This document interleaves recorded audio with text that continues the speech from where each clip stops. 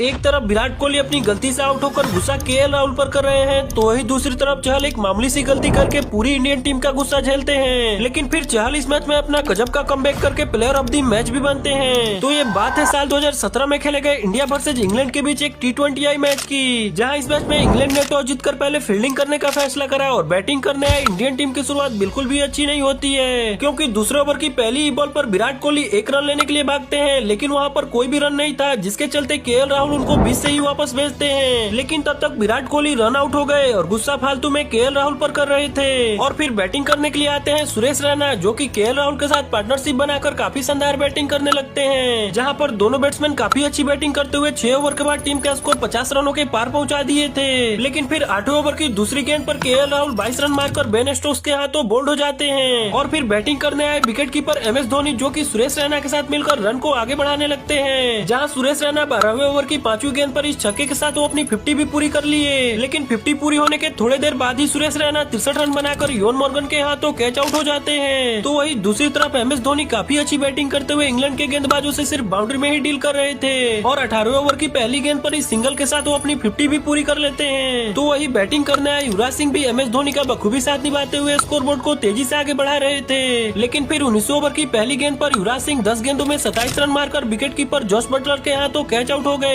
और आखिर में ऋषभ पंत और हार्दिक पांड्या के 1-2 बाउंड्री की वजह से इंडियन टीम 20 ओवर के बाद 202 रन के स्कोर तक पहुंच जाती है। और अब 203 रन के इस टारगेट को चेस करने के लिए इंग्लैंड की तरफ से जेसन रॉय और सैम बिलिंग्स आते हैं, जहां मैच की पहली ही बॉल पर LBW की अपील होती है, लेकिन अंपायर आउट नहीं देते हैं। और फिर अगले ओवर में एक और कैच आउट की अपील होती है, लेकिन इस बार भी अंपायर आउट नहीं देते हैं। लेकिन रिव्यू होने के बाद सैम बिलिंग्स बिना खाता खोले ही पवेलियन लौट गए। और फिर इसी ओवर में जो रूट और जेसन रॉय के मिसकम्युनिकेशन के चलते चहल को रन आउट करने का एक मौका मिलता है, लेकिन चहल जल्दबाजी में बॉलिंग एंड पर रन आउट करने के बजाय बॉल को धोनी के पास थ्रो कर दिए, जिससे धोनी चहल पर काफी ज्यादा गुस्सा हो जाते हैं। जिसके बाद तो ये दोनों बैट्समैन काफी अच्छी बैटिंग करने लगते हैं और एक पार्टनरशिप बनाकर 6 ओवर के बाद टीम का स्कोर 55 रन तक पहुंचा देते हैं। लेकिन तभी 7वां ओवर कराने आए अमित मिश्रा 32 रन बनाकर खेल रहे जेसन रॉय को धोनी के हाथों कैच आउट करवाकर इंग्लैंड को दूसरा बड़ा झटका दे दिए। जिसके बाद बैटिंग करने आए कैप्टन योन मॉर्गन काफी आक्रामक बैटिंग करते हुए जो रूट के साथ मिलकर इंडियन गेंदबाजों के हर गेंद को सिर्फ बाउंड्री के पार भेजते हुए स्कोरबोर्ड को काफी तेजी से आगे बढ़ा रहे थे। लेकिन फिर 14वां ओवर कराने आए युजवेंद्र चहल पहले तो 40 रन बनाकर खेल रहे योन मॉर्गन को आउट करते हैं, और फिर इसी ओवर में जो रूट को भी LBW आउट करके चहल इंग्लैंड को बैकफुट पर धकेल देते हैं। लेकिन चहल इसके बाद भी नहीं रुकते हैं और एक बार फिर से बॉलिंग कराने आए अपने अगले ओवर में 1-2 नहीं बल्कि 3 विकेट लेकर इस मैच में टोटली 6 विकेट ले लेते हैं। और जहां इंग्लैंड के 119 रन के स्कोर पर बस 2 विकेट ही गिरे थे, तो वही इसके बाद 8 रन बनाने में उनके अगले 8 विकेट भी गिर जाते हैं। और चहल की इस कमाल की बॉलिंग की वजह से इंडिया इस मैच को 75 रनों से जीत जाता है।